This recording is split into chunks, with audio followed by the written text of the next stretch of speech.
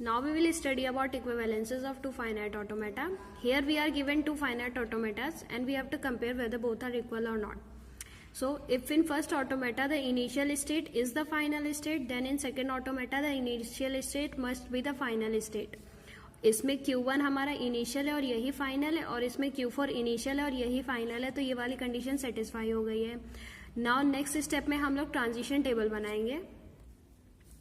We will start from the initial state. इसमें हमारा initial state Q1 है, इसमें हमारा इनिशियल स्टेट Q4 है. जब Q1 को हम लोगों ने C दिया then we are reaching on Q1. जब Q4 को C दिया then we are reaching on Q4 and both are final state, so this is correct. जब Q1 को हमने D दिया तो we are reaching on Q2, और जब Q4 को D दिया then we are reaching on Q5 and both are intermediate state, तो ये भी ठीक है.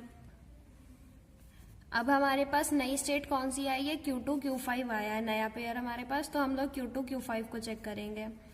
जब Q2 को हमने C दिया then we are reaching on Q3, और जब Q5 को C दिया then we are reaching on Q6 and both are intermediate state, so it is correct.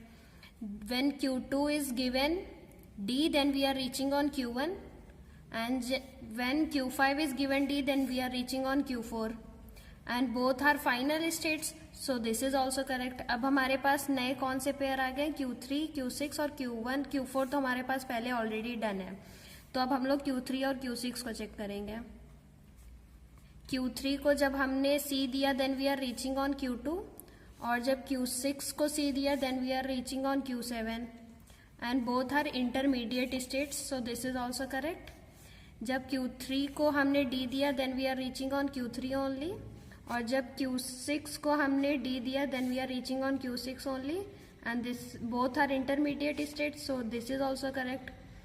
Now Q3 and Q6 is already done. हमारे पास नया pair आया है Q2 और Q7 का, तो हम लोग Q2 और Q7 को चेक करेंगे. तो जब Q2 को हमने C दिया then we are reaching on Q3, Q7 को C देने पे we are reaching on Q6, Q3 and both are intermediate state, so this is also correct. और जब Q2 को हमने D दिया then we are reaching on Q1 and Q7 को D दिया then we are reaching on Q4, both are final state, so this is also correct. तो इससे हमारा जो फाइनाइट ऑटोमेटा है दोनों इक्विवेलेंट प्रूफ हो गए हैं. सो this is the next example. इसमें हमको दो ऑटोमेटास दिए गए हैं. इसमें हमारा इनिशियल स्टेट Q1 है and this is only the final state. So इस वाले में भी इनिशियल स्टेट को फाइनल स्टेट होना पड़ेगा, तो Q4 हमारा इनिशियल है और यही फाइनल है, तो पहली कंडीशन हमारी सेटिस्फाई हो गई है. अब हम लोग इसका ट्रांजिशन टेबल बना के देखेंगे. तो सबसे पहले हमारी इनिशियल स्टेट्स हैं Q1 एंड Q4. तो जब Q1 Q4 को हमने इनपुट सिंबल C दिया then we are reaching on Q1 and इसमें Q4, both are final state, so this is correct. जब हमने इसको इनपुट सिंबल D दिया then we are reaching on Q2 and here we are reaching on Q5, both are intermediate state, so this is correct. अब नया pair हमारे पास Q2 Q5 आया है, तो हम Q2 Q5 को चेक करेंगे. जब Q2 को हमने इनपुट सिंबल C दिया then we are reaching on Q3, और जब Q5 को इनपुट सिंबल C दिया then we are reaching on Q7, both are intermediate, so this is also correct. Q2 को जब हमने इनपुट सिंबल D दिया then we are reaching on Q1, और जब Q5 को इनपुट सिंबल D दिया then we are reaching on Q6.